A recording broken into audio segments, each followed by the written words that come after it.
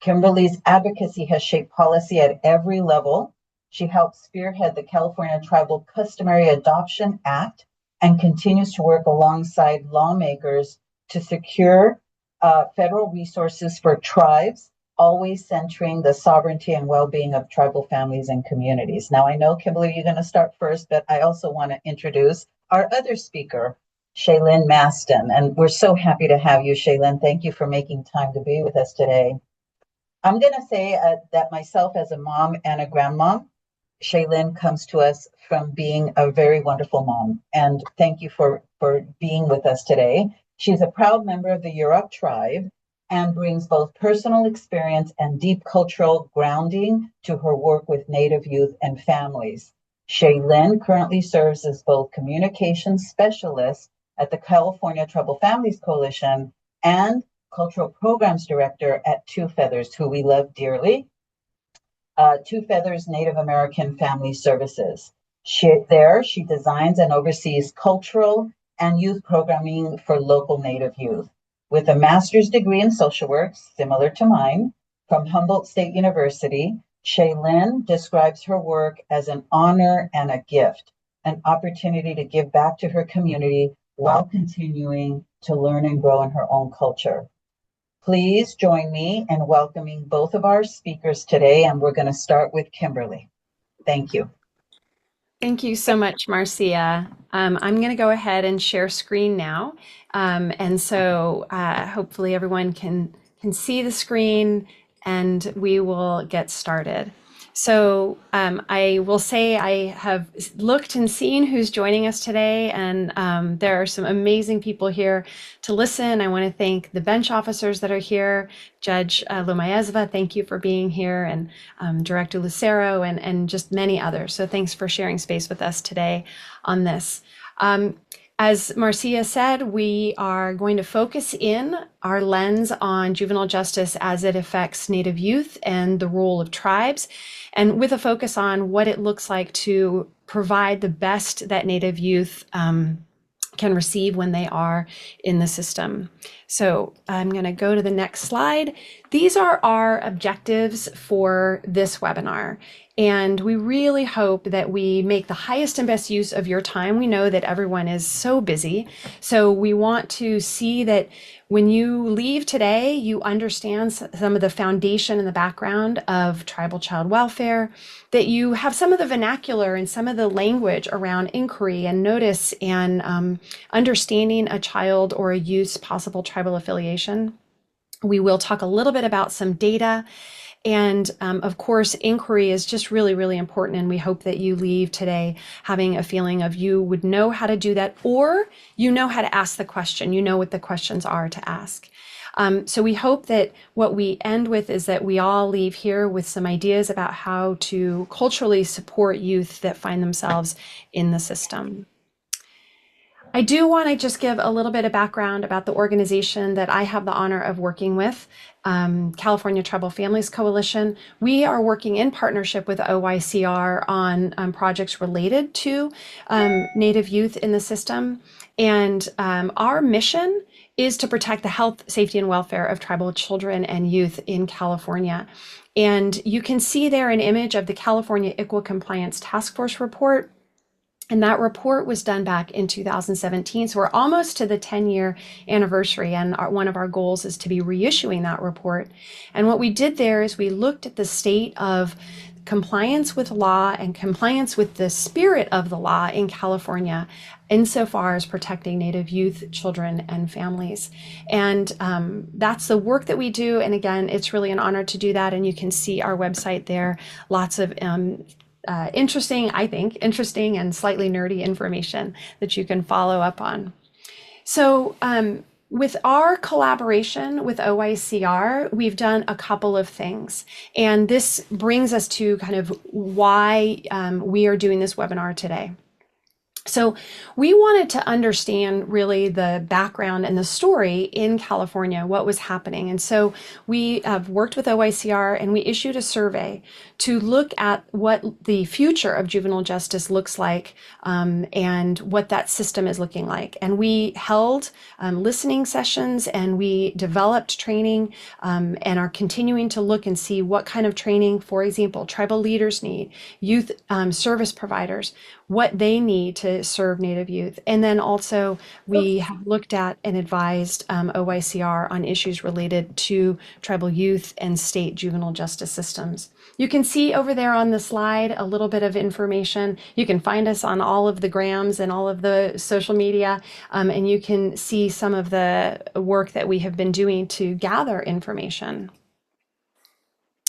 So I want to start, and Shay and I want to do a little bit of background about the Indian Child Welfare Act so that as we think about, for example, inquiry when it comes to Native youth and serving Native youth in the juvenile justice system, why we're talking about the Indian Child Welfare Act in connection with those youth. So a little bit of background about ICWA. The Indian Child Welfare Act was passed back in 1978, and it gives tribes the right in certain cases to be involved in those cases involving their tribal members, their tribal youth. ICWA is designed to protect the best interests of Indian children and tribes.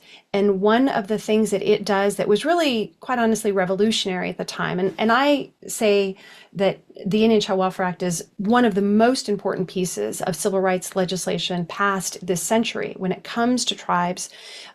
What it does is it gives tribes a role in cases involving their children and recognizes that without Native children connected to tribes and connected with their family, the continued existence of Native people in the United States is at risk. And Congress recognized that and passed this law. And we'll talk a little bit more about the law in general. But a little historical context. This law did not get passed by Congress without a long history leading up to that bill in 1978. We know, and we've seen, and this happens around the world, unfortunately, that child removal has been a tool used against marginalized communities. So for over 100 years, federal policy has supported removal of Native children, and it's expressed itself in different ways: boarding schools, adoption. So it's important to understand that when we talk about ICWA as a policy, we're not talking about something in the abstract, unconnected to the actual experience of Native people. The Indian Child Welfare Act was in response to Native people going to Congress and saying, this is what we're seeing in our communities. Our children are being removed. We need your help in stopping this. And that's how ICWA came about. Now, Shay, I wanted to ask you if you wanted to just add anything about that historical context. Yeah, I think in reflecting and thinking about why the Indian Child Welfare Act exists, one thing that I like to transparently point out is this was an active act of genocide towards our Indian communities. Kimberly talked about, like, for example, the boarding school area, where people from boarding schools would intentionally attack and come into our communities and intentionally take our Indian children in order to remove them from their families, their ceremonies, their communities, and things like that. And so whenever I, do presentations about like ICWA and talking about the historical context, is really bringing to light like the the intentionality behind taking our Indian children and why that was something that was so imperative for during colonization and things like that. Thanks, Shay. And I will say that the policies that were historical were incredibly effective. The rates of removal were very, very high. And for example, in the community that where Shay is in Northern California, the rates of removal were incredibly high. I think sometimes we think in California, you know, California wasn't a place where these bad things happened to marginalized communities. But unfortunately, California was incredibly effective. The California government was incredibly effective at instituting and carrying out federal policies of child removal. And we have in California have a history of high rates of also Native slavery in California. The adoption era in the 50s and 70s, as Shay said, it was just the same kind of thing of removal of Native children. But instead of the boarding schools, it was by asking non-Native families to adopt Native children. And you'll see there on the screen an article. I find it very interesting that is, people advertising that the Native children that had been stolen for them were stolen back by the tribe, and they were upset about it.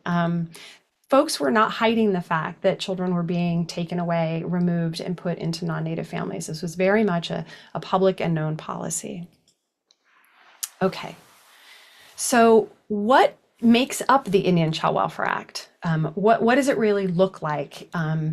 When those tribal leaders went to Congress and said, our children are being removed at such a high rate, we will cease to exist if this continues. Congress did what Congress does. It said, well, we have a tool, and that's the law, making laws. And so we will try to match legal tools to the problem that's being articulated. I don't think anybody actually said that in Congress, but that's kind of the framework that we're operating under.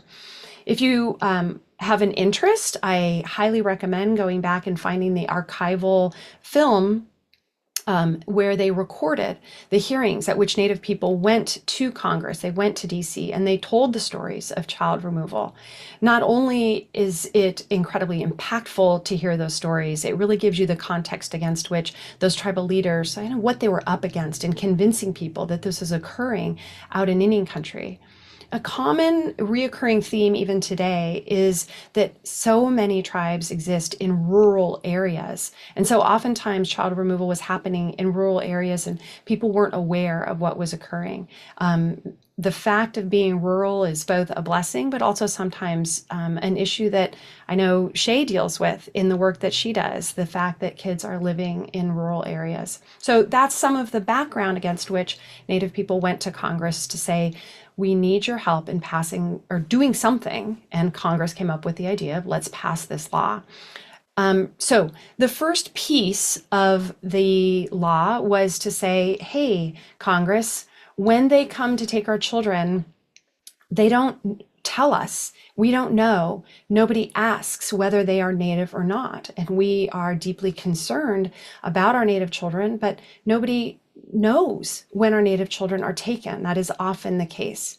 And Congress said, okay, we'll figure out a way to solve that problem. And tribal leaders also said that when kids are taken away from our communities, parents are sometimes told, well, you have to do this or you have to do that to get your children back. And tribal leaders said the things that parents are told they have to do, they don't work for us or they're not available for us. And Congress said, okay, we'll come up with a different kind of way of thinking about the services or the efforts that have to go into returning children to their families. Those tribal leaders also said, hey, by the way, we want to be involved in our cases. We want to be part of these cases when our children are involved in these systems. And Congress said, okay, we'll figure out a way to let you intervene and be involved. Those tribal leaders also said, we have our own systems. We have tribal courts, for example. And Congress said, all right, we understand that. Maybe we can transfer some of these cases to tribal court. And probably one of the most impactful changes, and one of the things that was most important to those tribal leaders was when Native children were being taken, they were being taken far away from their community to families way off the reservation, non-Native families, non-relatives. And those tribal leaders said, this has to stop. If children are going to be away from their family of origin, at least they need to be with extended family and remain connected. And Congress said, well, we can maybe come up with some way of having some preference for where children are placed. And then lastly, those tribal leaders said, oftentimes our children are taken away for reasons of bias and racism, and we need to change that. And Congress said, okay, well, we'll figure out a way to have a different measure of when Native children are being taken. So I've just articulated the key components of what Congress came up with, and you see them there on the screen. Inquiry, meaning we have to ask whether or not a child is Native. Notice, we have to tell the tribe whether a child is involved in the system. Active efforts, we need to do certain things to help families reunify. Tribal interventions, tribes get to be parties to cases. Transfer to tribal court, I think you can get the story there. The placement preferences, Native children under ICWA first and foremost need to be connected to kin and to the tribe if they are going to be out of home. And then lastly, those heightened evidentiary standards. We need to show that when Native kids are taken away from their family and their community, that it's not because of racism or bias or judgment about, for example, living rurally or poverty. So those are the main components of the Indian Child Welfare Act. And we're going to talk the most today about inquiry because that's the element of ICWA that is, we know for sure, without any question, applies to cases involving tribal youth who are in the juvenile delinquency system. I do want to just pause for a second and ask Shay a little bit about the active efforts piece, because that's another component of ICWA that really does play large when it comes to Native youth in the juvenile delinquency system or juvenile justice system.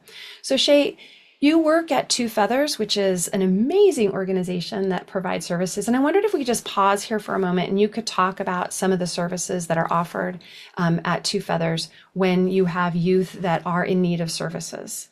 Yeah, of course. So Two Feathers is a mental health agency serving tribal youth in Humboldt County, which is in Northern California.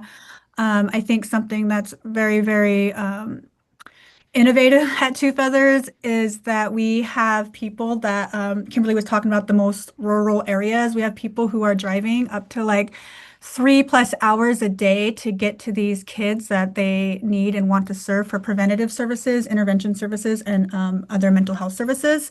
One thing as it relates back to ICWA and things like that, we are building out like our peer specialist programs and getting ICC workers to really help with the case management to better support our tribal youth who are in child welfare systems. And so recently, I just went back to start getting my ASW license. So I'm 1 year in to get my hours for licensure.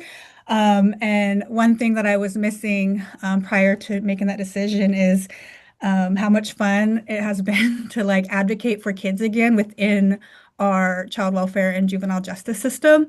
And so I just have a few cases that are really tied up in the systems and really I've never been in a role where I wasn't an ICWA advocate, and so really wearing a different hat where I can really make recommendations based off of youth mental health and really providing those recommendations to the tribes. And so what's been really cool is to really like collaborate with the tribe, which I think we are modeling what that might look like for our child welfare folks and stuff that are on our team, what that could look like and what that has to look like in order for our youth in the systems to succeed. Even like reviewing like service plans from our treatment centers and just being like, there's nothing culturally appropriate in here. Like, tribe, do you need support in making sure that there's recommendations for that to happen as it relates to active efforts and things like that? And so that's something I've been working really hard on these last few months with a few of my kids, I suppose. And so, yeah, and I think it's just a great experience to be able to be that person that's not only just supporting the kids, but the tribes as well to kind of really build a system that is for our kids, that's going to work for our kids as it relates to ICWA and things like that. Thank you, Shay. So appreciate that. All right. So why do we need the Indian Child Welfare Act? Why do we need, for example, the services that Shay just talked about specifically for Native kids? Why is it that that is so important? And one of the reasons that Congress passed this act is because when those tribal leaders went to Congress, they saw that nationally, depending on whose numbers you believe, somewhere between 25 and 35% of Native children were being removed from their families. In California in 1978, 90% of those youth that were being removed from their families were being taken into non-Native families, non-kin families. And now we know best practice is always to keep kids connected to kin. But in 1978, that was not the practice. ICWA was really ahead of its time in that way of putting kin first. We still need ICWA, unfortunately, while it has been, as I said, probably one of the most important pieces of civil rights legislation for Native people in this century. It continues to be needed. And you can see some numbers there on the screen. For example, Humboldt County, where Shay is, has a 38% disproportionality rate. What that means is that approximately, depending on the numbers, between 3 and 4% of the people living in Humboldt County are Native. But 38% of the kids in care, now this is in dependency care, are Native. So you have a huge disproportional percentage there. Now, when it comes to youth in the delinquency system or in the juvenile justice system, we don't have exactly the same kind of data. We're working on that, but we do know, and I am certain that Shay's experience and the folks over at Two Feathers, we know that there is similar, unfortunately, disproportionality in the youth that are in the system when it comes to juvenile justice or juvenile delinquency. Over on that 600 side, we have that same disproportionality as we do over on the 300 side or the dependency side. And so we are mindful of that disproportionality and we want to see that it is decreased. So we just talked about ICWA and this law that tribal leaders went to Congress to have passed. And by the way, we have brought some of that law into California law as well. But do these protections that we've just walked through, do they apply in the juvenile justice context? So we brought ICWA into state statute in a bill, Senate Bill 678. And so you'd say, okay, great. So ICWA applies here in California and we've even increased the protections. But then we have a California Supreme Court case, In Re WB. And the California Supreme Court held in that case that ICWA does not apply to youth who are in the juvenile delinquency system. Prior to that decision, California was treating youth in the juvenile justice system as being protected by ICWA. And so those protections, that list that we had, applied to youth that were in the carceral system. But unfortunately, from the tribal perspective, after that Supreme Court decision, the state of California had to pivot over in compliance with that California Supreme Court decision and stop applying the protections of ICWA across the board to juvenile justice cases. And we think that's unfortunate because we have seen the success that ICWA has provided. For example, linking youth and tribes to the services like Two Feathers that Shay's organization provides. And we've seen that be successful. But in light of that decision, there's a retooling that had to occur. So when does ICWA apply? And we have to think about that when it comes to juvenile justice. And we also can talk about ICWA-like protections. So when is it that, for example, the law may not require that exactly the statutory protections of ICWA apply to a case, but we can still do best practice. We can still do what's right and what is good for Native youth and tribes. So when ICWA requirements beyond inquiry apply, a child is in foster care or at risk of entering foster care, that is when we see ICWA apply, when a child is in foster care or at risk of entering foster care, and there's abuse or neglect in the home, or the offense is a status offense, or where parental rights are being terminated. And so in a delinquency case, we could see ICWA apply beyond inquiry. We'll talk again about how inquiry applies, but we can see ICWA apply, or these in a way or in a portion of a case, we can see ICWA apply to youth that are in the juvenile justice system. So there's an exception of ICWA application to youth in the 600 system, and then there's exceptions to that exception, meaning sometimes we do apply ICWA protections depending on the circumstances of the case and what's happening with it.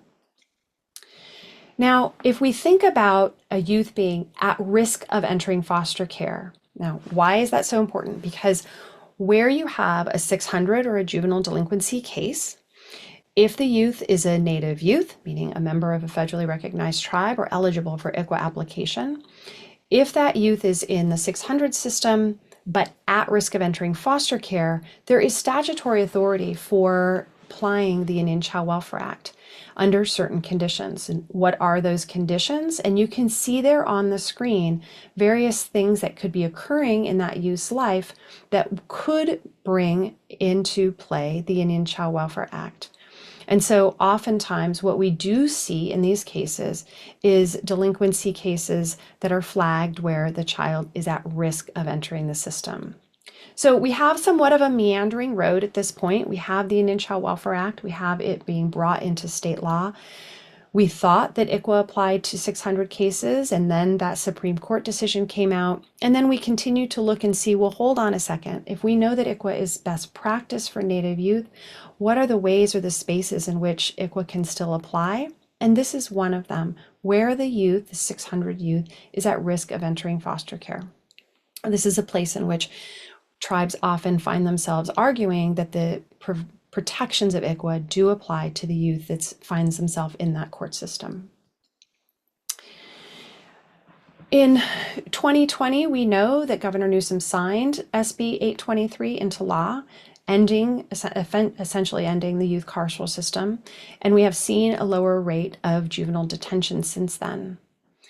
What that means is that we do have youth that are going into alternatives, and those alternatives could also trigger the at risk of entering foster care or even be considered foster care. And an example of that is STRTPs, short-term residential therapeutic programs. This is another place in which I think it's really important for us to be paying attention to what's happening with Native youth and where they are going when they're not going into the carceral system. That if they are going into what is akin to foster care, that we're looking at that and saying, does this mean that the Indian Child Welfare Act applies? So this is yet another point at which we need to be very careful in our analysis and be sure that when we can, we are extending the protections of ICWA to youth. So this is just a visual, and Shay, you want to just maybe give a little narrative to what we see here on the screen, just to drive home a point. Yeah, of course. So when I see this, I see a lot of connecting parts between the judicial department to the courts, to California legislature, and then all the way over here to like legal services, admin, law enforcement, etc. And then what I also see is that the tribes are left disconnected from these systems, meaning that the kids' biggest cheerleader, their biggest connection to culture, their biggest connection to family and community isn't a part of either these decision makings, these meetings that are going to essentially make sure this kid makes it out of these systems okay in the end. And so, yeah, that's what I see. And I think just kind of going back to like why it might be important to include tribes. I don't know if this is an appropriate time to say that, but for me, it's a lot of like, I have my notes over here, so I apologize if my head's turned this way. But for Native youth, connection to culture, language, and community is a critical protective factor against reoffending, having a mental health crisis, and disconnection. And so you thinking about bringing the tribe in allows you to maintain or restore their cultural identity, which is a huge protective factor for our kids in both the child welfare system as well as the juvenile justice system. And so, yeah, that's what I see when I look at the slide here. Thanks, Shay. And Kimberly, before we go too far, there's just one question in the chat that I think was related to back on slide 10 when you were talking about instances when ICWA doesn't apply, but I might not have that right. You can correct me, Julie, in the chat if that's not what you were asking about, but I just wanted to guide your attention to the chat there, Kimberly, the last question. Great. I'm going to pop over to the chat and just take a quick look. Let's see here. Goodness. Is that from Julie Dome? Yes. Oh, and she just clarified there. And you're welcome to voice your question, Julie. I may not have articulated what your actual question was. It was a couple slides back, and that it said, and then you had gone into something else where ICWA applies. But what was the rationale on that ICWA doesn't apply all the way across the board to all tribal youth, no matter what the circumstances that they're in are? Because I think you touched on it in your next slide where you said, you know, if there was an at-risk or they're not looking at then the home and so on and what circumstances led to it. So yeah, what was their reasoning for making the distinction of this applies to this tribal youth, but this doesn't apply to this tribal youth, when it should, and to mine thinking, apply to all tribal youth and then get filtered through there, not just that. So that was what I was thinking. I'm so sorry. Yeah. No, thank you very much for your question, Julie. And so I think I'm going to slide back over to slide 10, I think it was, that Julie was referring to. Is it this one? So in Ray WB, that's the California Supreme Court case, which really changed how ICWA applies to youth in California. And I mean, I'm going to simplify a little bit here, but the California Supreme Court took a look at the federal statute and simply said the federal statute is clear and says that a Indian child, meaning a child who's a member of a federally recognized tribe or eligible for membership, is not covered by ICWA, where they are removed because they committed a crime that would have been a crime if committed by an adult. And that was the specific language of the federal statute, and the California Supreme Court read that language, and that's the conclusion that they came to. There wasn't, for example, a policy decision or like a kind of telling of the story of like that we don't think this is working or this is a bad idea. It was really just a straight reading of the federal statute and a feeling that California was going too far at that time, despite the fact that I think a lot of people at the time felt that the application of ICWA to these youth was hugely, hugely beneficial. So it was one of those places in which, unfortunately, the black letter of the law was able to overcome what was best practice at the time. And we're still making up for, kind of lost ground, but doing so, I think, in a good way. And that's part of why we're here, is to talk about what it looks like to give as much as we can the benefits of the Indian Child Welfare Act to Native youth who are in the juvenile justice system. And who knows, maybe there'll be some legislation in the future that gets us back to what we think is best practice as the law. So I'm going to scooch ahead and go to this report. Native juvenile justice is not just a California issue. And I really, if this is an area where you want to do a little more reading, I strongly recommend that you take a look at the Way Forward report. This was a report that Congress asked to be prepared. And it took a look, they went around the entirety of the United States. They spoke to tribal people from all walks of life. In all areas, geographic areas, and talked about how is it that we do better by Native families and by tribes. And they have a section on juvenile justice, and I found so much of it really insightful, and just encourage you to take a look and to understand that the questions around ICWA, juvenile justice, and tribal youth are not only here in California. People are thinking about this across the country. So, as I mentioned earlier, we at California Tribal Families Coalition went out into the state and we listened to folks. We wanted to hear what was going on and what people's experiences were with the juvenile justice system in their communities. And so you can see there just a couple of quotes. We had tribal leaders, we had tribal parents, and we did do a survey of probation. And so here's a little into what we learned. For example, you see the tribal leader there said that intervention needs to happen earlier. And that is something we heard repeatedly, and I think is a common theme in kind of any interventive services and anything where we're trying to support youth, is that the earlier we start, the better.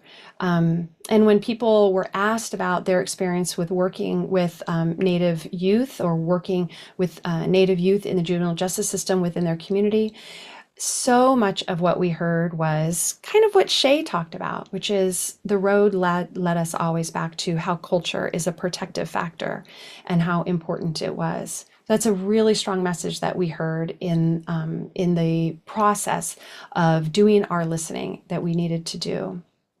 From probation officers, we heard a lot.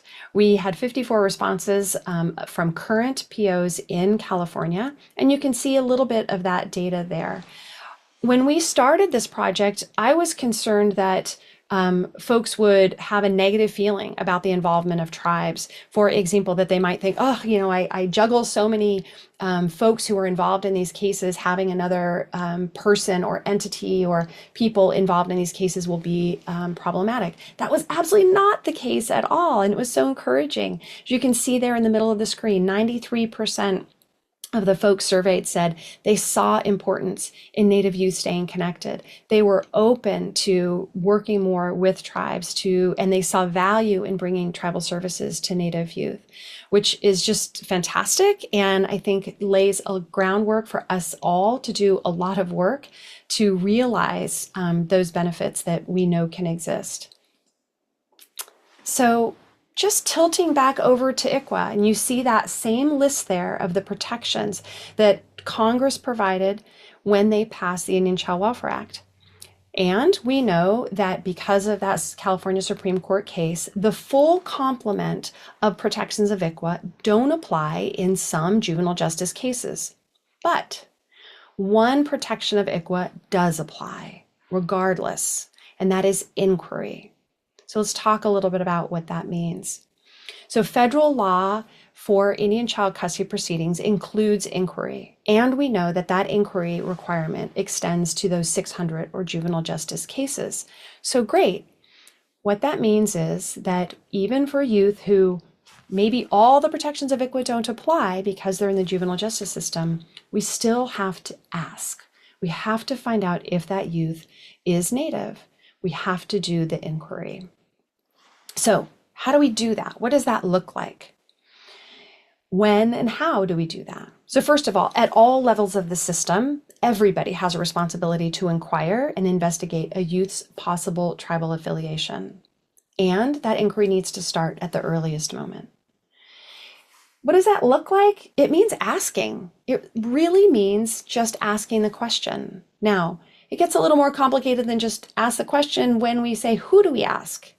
So you ask the youth. If they are able to respond, you ask them, who are your people? Where do you come from? Who are your relatives? Are you Native?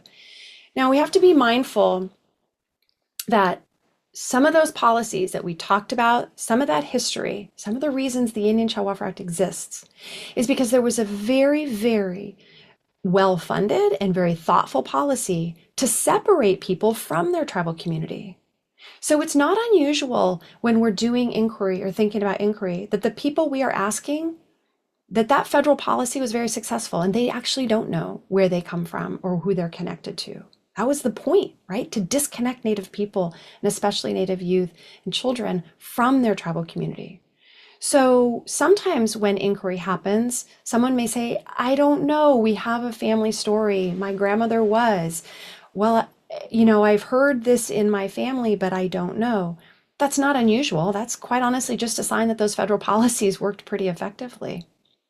So inquiry means asking the youth and their peeps if there's any family background, any heritage, connection to a tribe.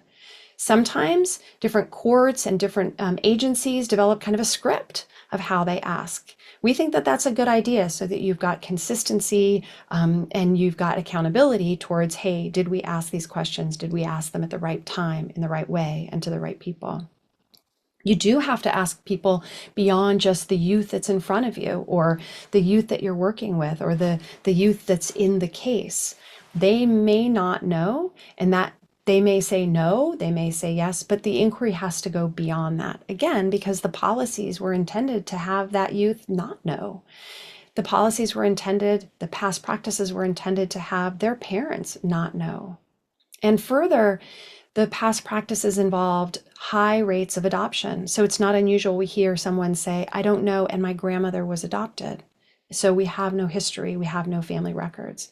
So inquiry, it's kind of an easy one to think about, but it can be complicated. But it is essential, and it is one known, incredibly important piece of the Indian Child Welfare Act that applies to youth that are in the 600 system, in the carceral system. What you see on the screen here is something that was issued by the Office of Tribal Affairs. That's in the California Department of Social Services. And they developed some great materials that are really helpful to practitioners at all levels, whether you're working for a nonprofit, a service provider, a court, regardless, they have materials that are really helpful in sorting through what do we need to do and how do we do it best. So what you see there is a really basic guide that breaks down inquiry. And some of the key components of that guide: you got to ask early, you got to ask often, you got to ask the people who are likely to know. And the asking people who are likely to know, obviously that means as much family as possible.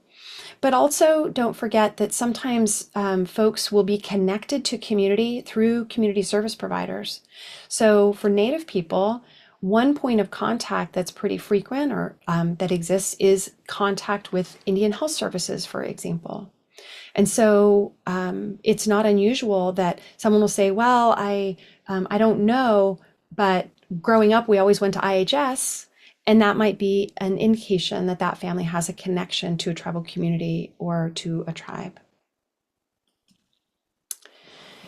We are getting close to time, and I'm going to check to see if there's any other questions in the chat. Hold on a second. Shay, thanks for putting that link in there. And let's just see here.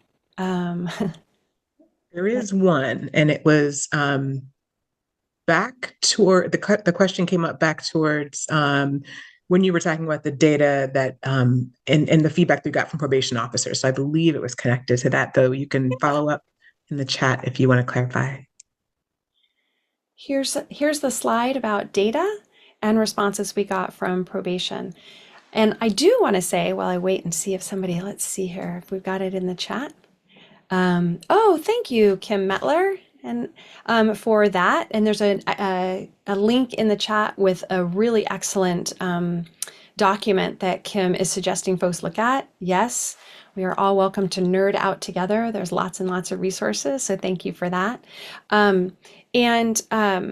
Going back to the data that we were able to collect in our work, I'm super excited to say that a report has been issued. It's officially public, and we can put it into the chat, the link. And Marcia, our wonderful resource at OYCR, has been pivotal in making sure that that report has made it to the point where we can release it publicly. So we're super excited to do that.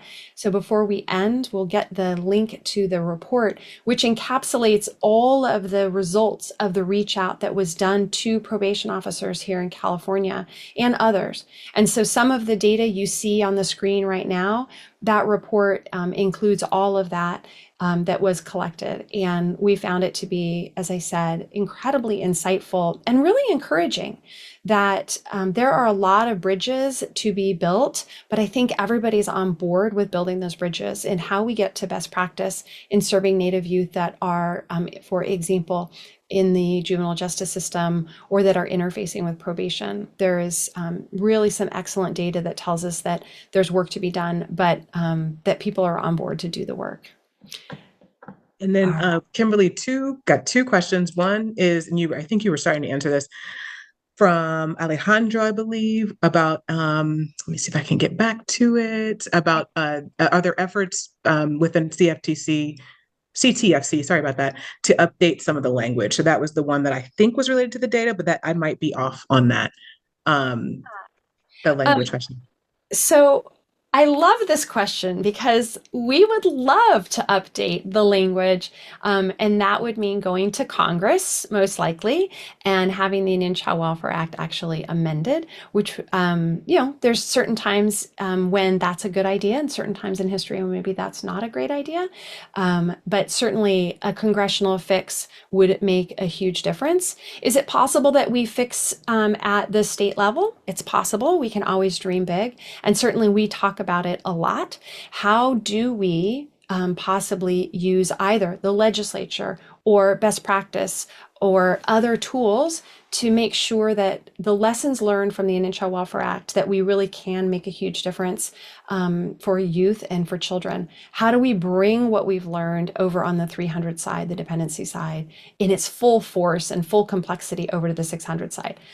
there's lots of different ways that we might be able to accomplish that. I'm just personally going to invite everybody that's on here. You obviously care about this.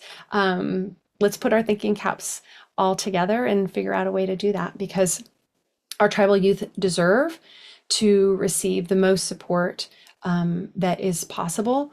And tribes are able to provide an incredible level of support to Native youth when they are provided both the resources and the opportunity. And so we have that at our disposal as long as we are working together.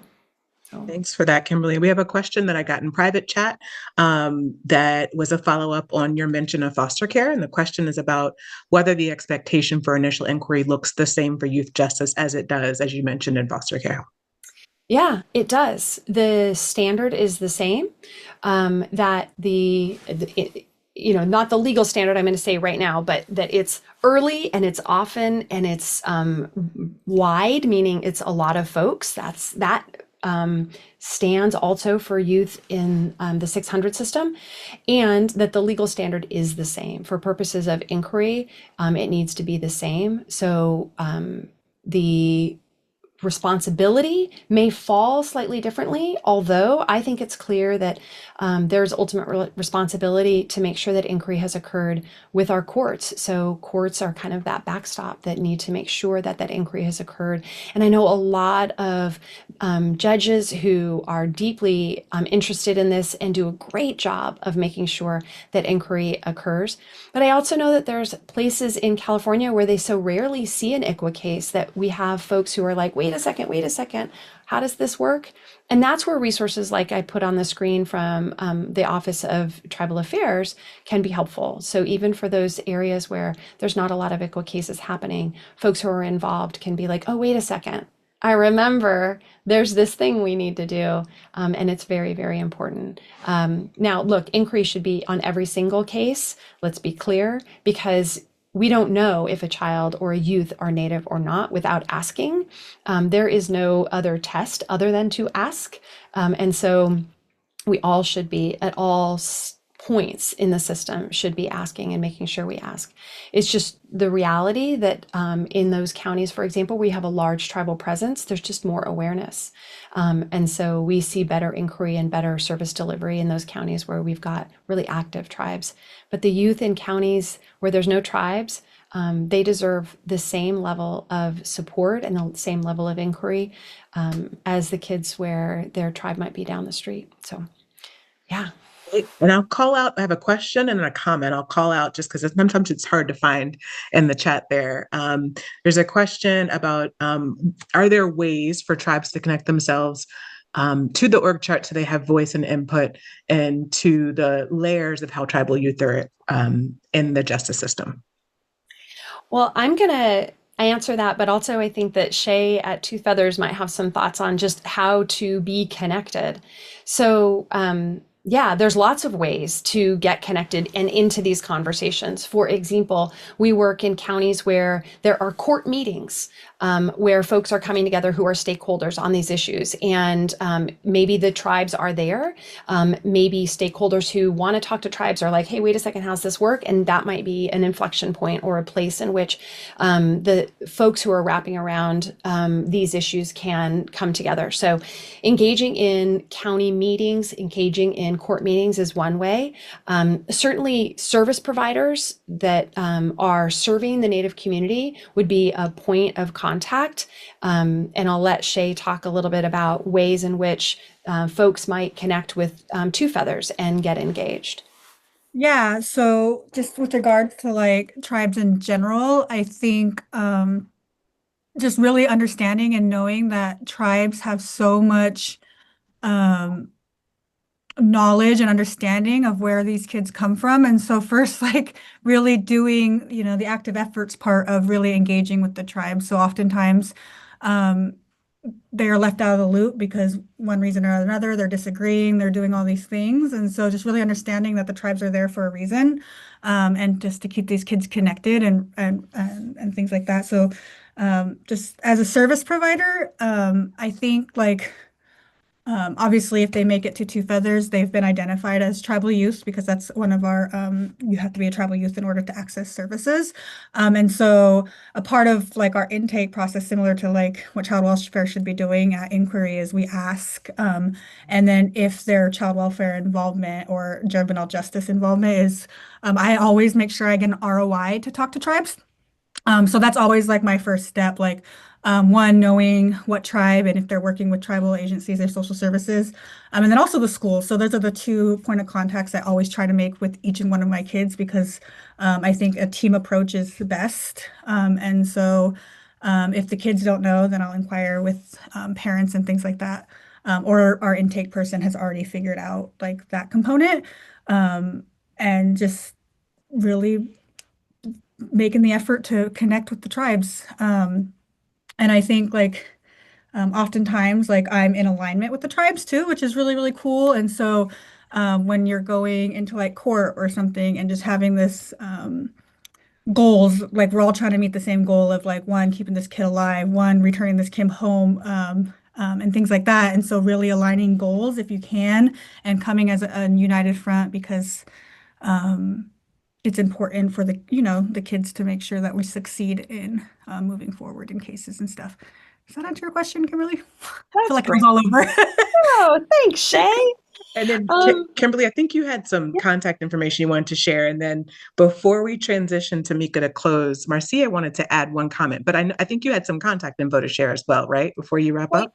You just can see there on the slide, there's more resources that I strongly encourage folks to look at. Also in the chat, Kim Metler has put a link to some excellent resources and an org that is a great resource. So I encourage you to do that. And then if you've got questions or comments, please feel free to contact us. You can find us on all the socials as well. And thank you. Thank you so Marcy. much. Yeah. Yes, Marcia was going to jump in My and share. goodness, so Thank you. wonderful. Thank you all, Kimberly, Shaylin, it's amazing, all this information.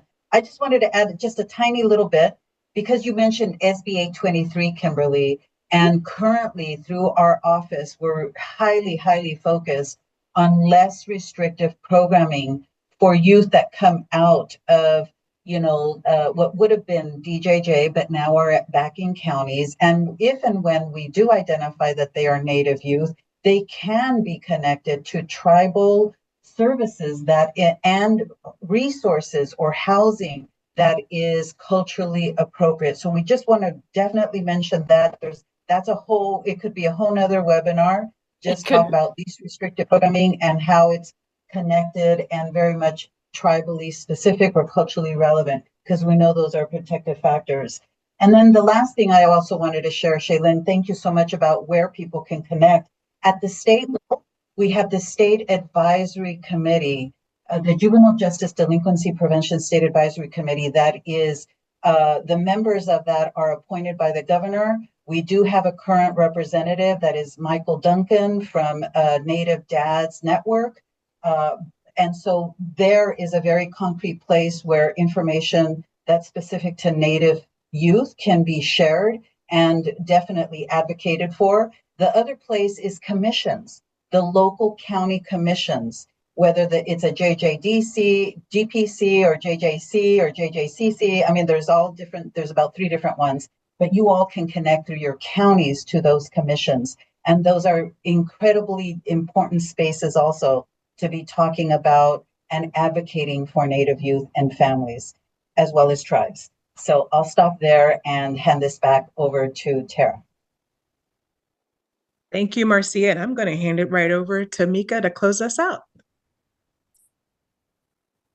Hi, everybody. I'm Mika from the OYCR's Youth Advisory Board. I want to thank you guys for sharing about the tribal work that you guys are doing and supporting the tribal youth. We appreciate the speakers for sharing their insight and experiences today. And we also want to thank you just for being part of this webinar. We want to invite everyone to complete the survey and provide feedback on your experience for today's webinar. And the link will be available in the chat. And for a few closing announcements, as we come to the end of this webinar, We want to remind everyone that the webinar recording will be available on the OYCR website within a week, and you will receive the link to the recording along with the slides in a follow-up email. We also want you to save the date for the webinar in the Youth Justice Action Series on Friday, November 21st at 11 a.m., where we will be joined by leadership from the LA County Department of Youth Development to learn more about their office, including the work in diversion. And the link to register for that will be also in the chat. And that concludes today's webinar. Thank you again for joining today. And we want to thank the speakers one more time. Appreciate everyone for coming out. And we will see you all next month. Have a wonderful rest of your day.